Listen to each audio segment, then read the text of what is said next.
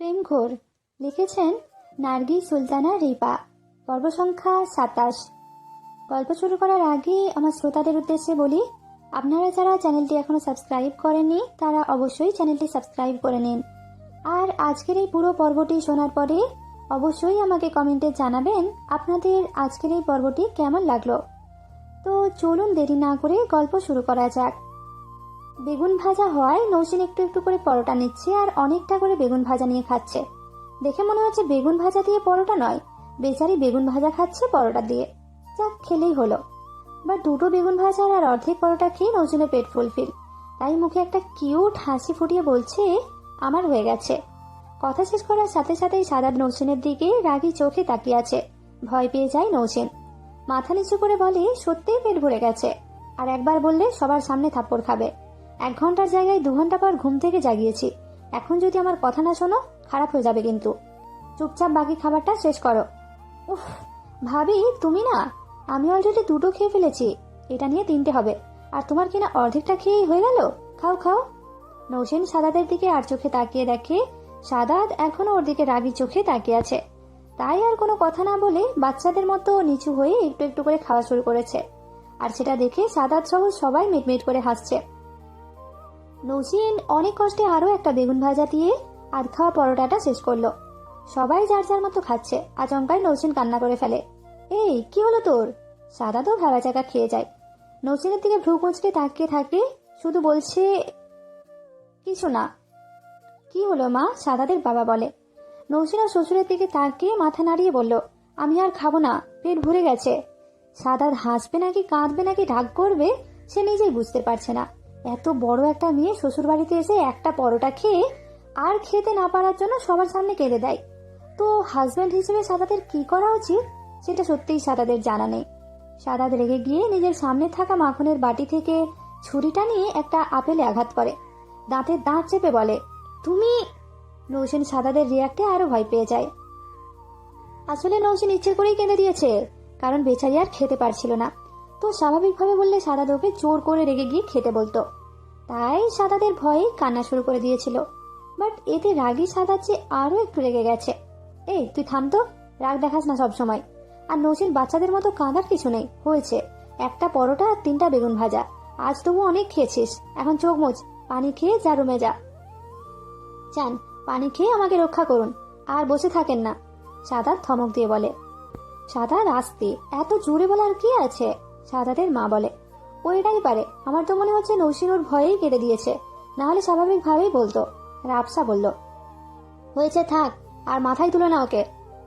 তোকে বলতে হবে না, খা তুই তোরটা। নৌসিন যা রুমে যা। নৌসিন পানি খেয়ে সবার সামনে থেকে দৌড়ে উপরে চলে যায়।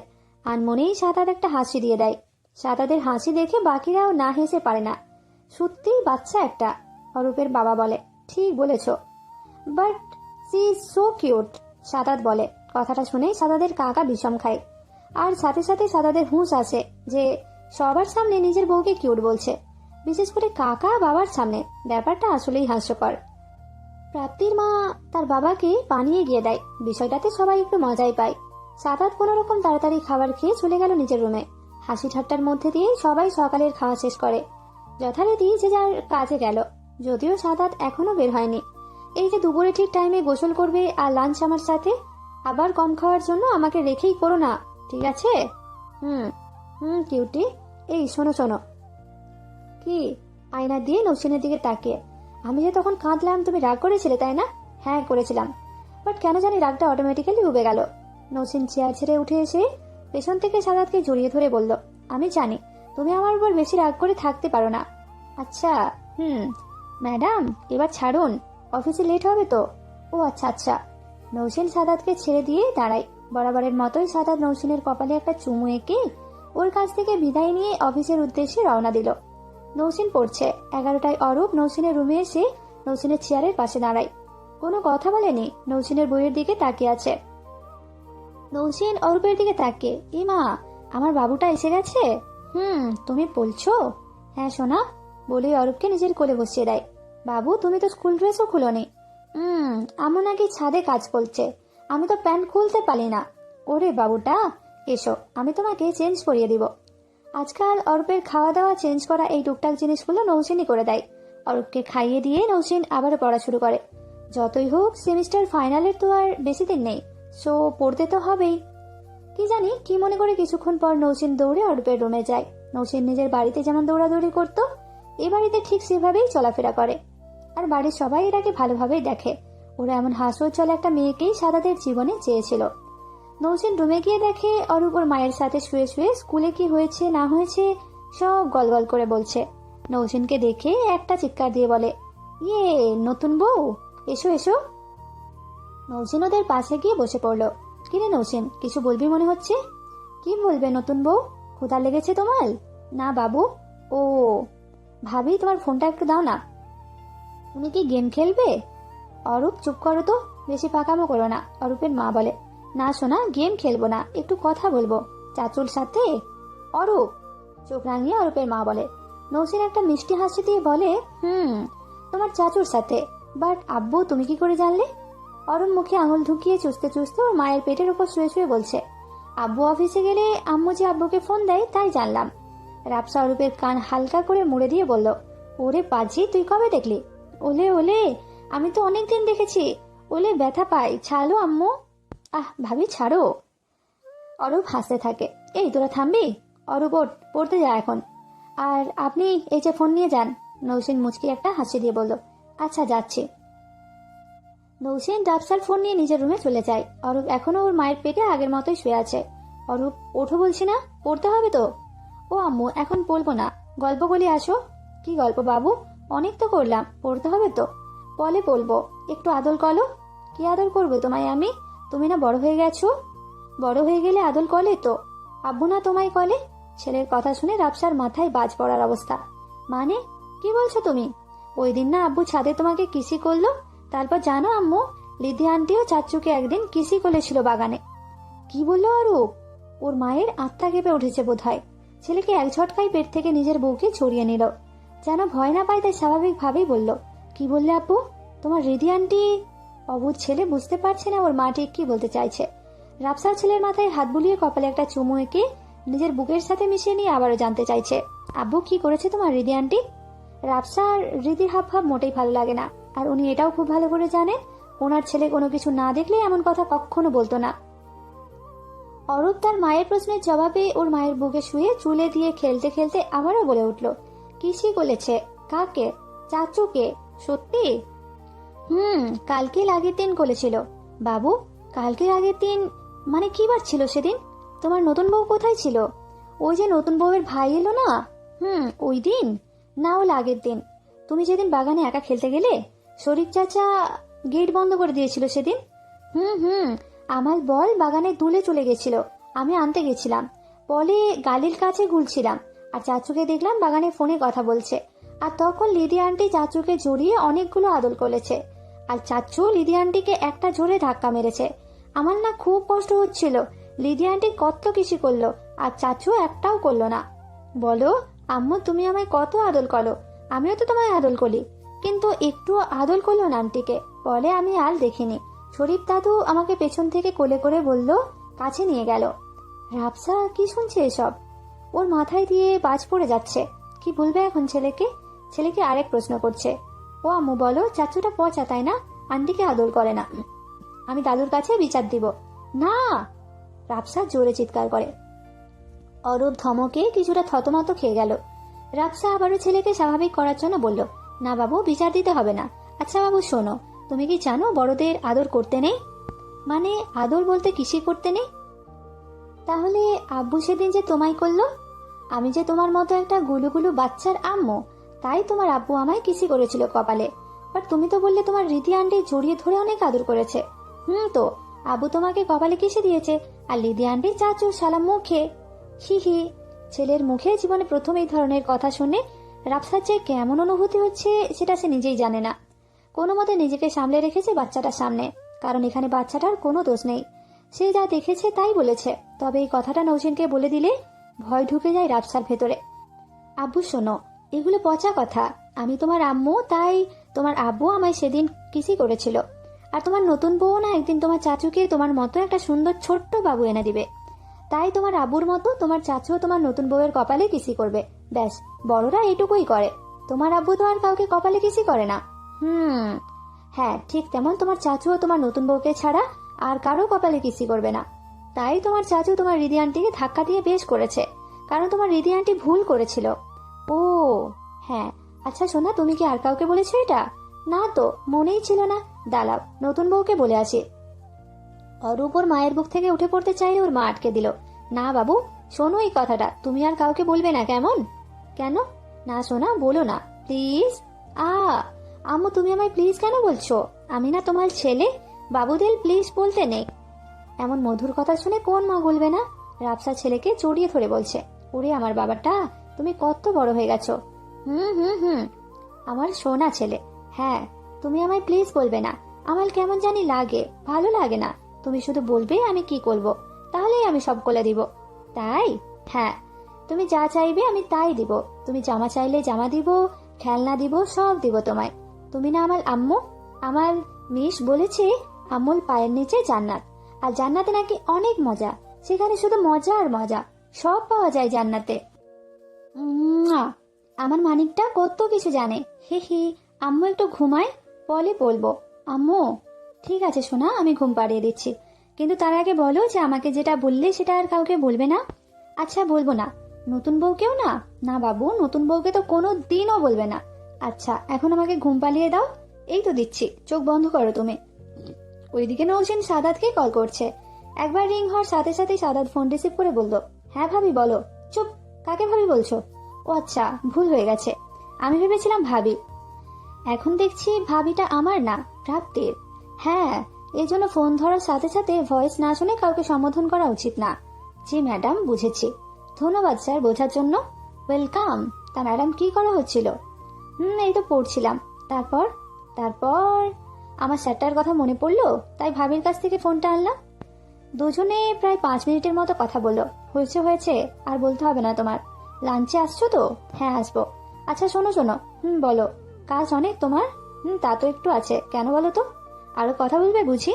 আরে তা না। তাহলে? তবে আমি কিন্তু কথা বলতে বলতে কাজ করতে পারবো, নো আরে না, শোনো আগে। আচ্ছা বলছি। কি হলো ম্যাডাম, কি বলবেন বলুন। বলছি যে আমার কালো মেকআপ। সাদাত এক্সাইটেড হয়ে, হ্যাঁ রিয়েলি? হ্যাঁ, আমি এটা বলার জন্যই কল করেছিলাম, বাট বলতে পারছিলাম না। হায় আল্লাহ, নিজের হাজব্যান্ডের কাছে এইটুকু বলতে এত সময়? আরে আস্তে আস্তে হয়ে যাবে। হলেই আমার উপর বরকত আসবে। যাও তো, বেশি বেশি। নো ম্যাম, কম কম। তবে আমার কেশবতীকে কালো সাজে দেখার জন্য তর সইছে না আমার। এই, আমি রাখছি, বাই। বাপরে, ফোনেও লজ্জা। ধুর, বাই, আসসালামু আলাইকুম। সাদাত ব্লাসিং হয়ে সালামের জবাব দিল, ওয়ালাইকুম আসসালাম। ছোট বৌমা, ছোট বৌমা। নৌসেনের শাশুড়ি নৌসেনকে ডাকছে। নৌসেন শাশুড়িটাকে তাড়াতাড়ি নিচে নেমে আসে। হ্যাঁ মা, ডাকছিলে? হ্যাঁ রে মা। মা, একটা কাজ করে দিবে? প্রাপ্তিটা বাসায় নেই, বড় বৌমা রান্নাঘরে। মা বলো তুমি, আমি কি করব? রুম থেকে গরম পানির ব্যাগটা একটু এনে দাও না মা, কোমরটা বড্ড ধরেছে। নৌসেন আর কিছু না বলে রুম থেকে পানির একটা গরম ব্যাগ নিয়ে আসে। না না মা, তোমায় দিয়ে দিতে হবে না, আমায় দাও, আমি পারবো। উফ মা, চুপ করে বসো তো, একদম নড়বে না, আমি দিয়ে দিচ্ছি। আচ্ছা আচ্ছা, তাও। নৌসেন বেশ খানিকটা সময় ওর শাশুড়ির কোমরে তাপ দিয়ে দিল। হয়েছে মা, আর দিও না। আচ্ছা, আমি রেখে আসি এটা, তুমি বসো। না, রুমে রাখতে হবে না, তুমি রান্নাঘরে রাখো, পানিটা চেঞ্জ করে দিবে তোমার কাকি। আচ্ছা মা। নৌসেন রান্নাঘরে গিয়ে ব্যাগটা রাখে। তখন ওর ভাবি রান্নায় ব্যস্ত। ভাবি, কি রান্না করো? এই তো রুই মাছ করছি, তুই খাস এটা?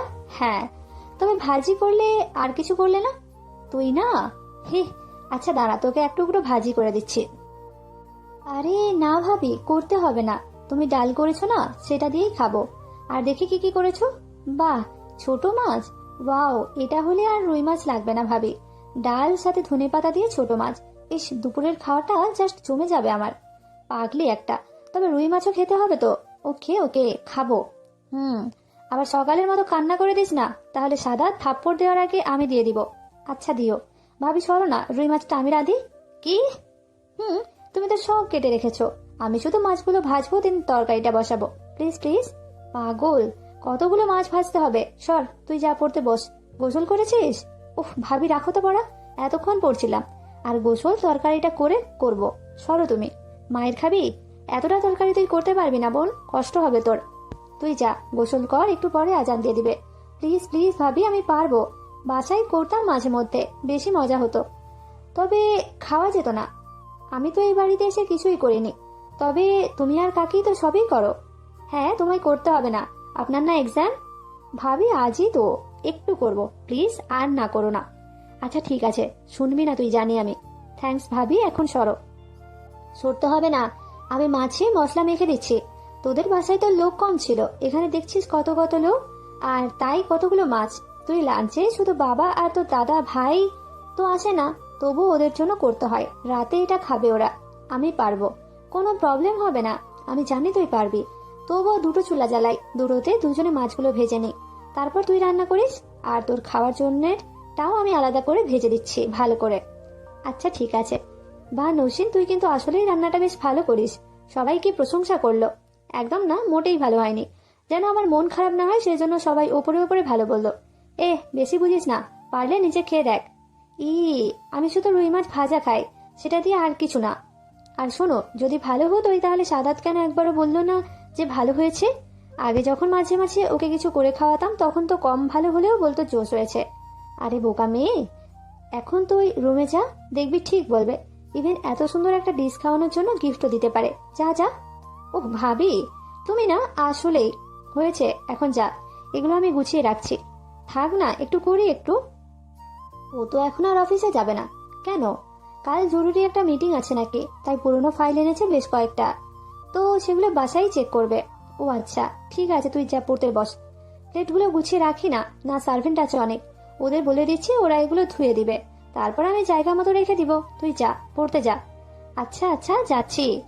নৌসিন রুমে গিয়ে দেখে সাদাত সোফায় বসে ফাইল দেখছে। নৌসিনের মাথায় দুষ্ট বুদ্ধি খেলছে। সে হুট করেই সাদাতের হাত থেকে ফাইলটা বিছানায় ছুঁড়ে মারে। আরে জান, কি করছো? কাজ করছিলাম তো। নৌসিন সাদাতের পাশে গা ঘেঁষে বসে বলছে, চুপ, শুধু কাজ আর কাজ। সাদাত নৌসিনের কোমর জড়িয়ে ধরতেই নৌসিন সাদাতের কাঁধে মাথা রাখলো। সাদাত নৌসিনের মাথায় একটা চুমু খেয়ে বলছে, আচ্ছা তাহলে আমার জানটাকে আদর করবো বুঝি? ইস, ঢং। এত কাজ করতে হবে না। এখন বলো, আমার মেকআপ এনেছো? Yes Mrs. নৌসিন খুব খুশি হয়ে সাদাতের কাঁধ থেকে মাথা তুলে জানতে চাইলো, কোথায় রেখেছো? এখন সাজবে? হুম, দাও। না ম্যাম। কেন? সাদাত আবার নৌসিনকে কোমরে হাত রেখে নিজের সাথে জড়িয়ে নিল। আমি যে তোমার রান্না নিয়ে তখন কোনো কমপ্লিমেন্ট করলাম না, তোমার খারাপ লাগেনি? এটা কোন ধরনের কথা? এখানে খারাপ লাগার কি আছে? আর এমন তো না যে খাওয়া যায়নি ডিশটা। বেশি ভালো না হলেও মিনিমাম খাওয়ার যোগ্য তো হয়েছিল, তাই সবাই তো প্রশংসাই করছিল। আর তুমি মুখে কিছু না বললেও আমার দিকে তাকিয়ে সুন্দর একটা হাসি দিলে না তখন? আমি তাতেই বুঝেছি তোমার রান্নাটা ভালো লেগেছে। ওরে আমার সাইকোলজিস্ট রে, হাসি দেখেই মনের কথা বুঝে যায়। ভালোবাসি যে, খুব খুব ভালো তো আমিও বাসি। তোমার প্রেম ঘরেই তো সারাটা বেলা কাটে আমার। তবুও আগে যখন খাওয়াতে তখন তো কমপ্লিমেন্ট দিতাম, আর আজ এই বাড়িতে প্রথম রান্না করলে, তার জন্য তো কিছু বলা উচিত ছিল আমার, তাই না? ওই, আমি কি সবার প্রশংসা পাওয়ার জন্য রান্না করেছি নাকি? আমি তো আমাদের বাসায়ও মাঝে মাঝে রাঁধতাম, তুমি তো না করতে। আর সেদিকে মাও বেশি করতে দিত না, তবে আমার যখন খুব ইচ্ছা করতো তখন করতাম। আমার ভালো লাগা থেকে করি আমি, যেন অন্যজন খেতে পারে, কিন্তু প্রশংসা পাওয়ার লোভে মোটেও না। আর আমি তো তোমার মুখ দেখেই বুঝেছিলাম খাওয়া যায় আমার রান্নাটা। আর এ বাড়িতে প্রথম রান্না করার ক্ষেত্রে যদি বলো, এরা সবাই আমার হাতের রান্না আজ প্রথম খাচ্ছে। বাট তুমি তো আগে অনেকবার খেয়েছো, তাছাড়া যদিও আমি আশা করেছিলাম তুমি কিছু বলবে, বাট তোমার হাসিটা আমার কাছে মুখে বলা সব বাকের চেয়ে শ্রেষ্ঠ বলে মনে হয়েছে। সাদাতের ভেতরটা মহানন্দে উৎসুক হয়ে ওঠে। হবে নাই বা কেন, এমন জীবন সঙ্গে কতজনে পায় আজকাল। আজকের এই পর্বটা কেমন লাগলো অবশ্যই কমেন্ট করে জানাবেন। ভালো লাগলে লাইক, কমেন্ট, শেয়ার আর চ্যানেলটাকে সাবস্ক্রাইব করতে কিন্তু মোটেও ভুলবেন না।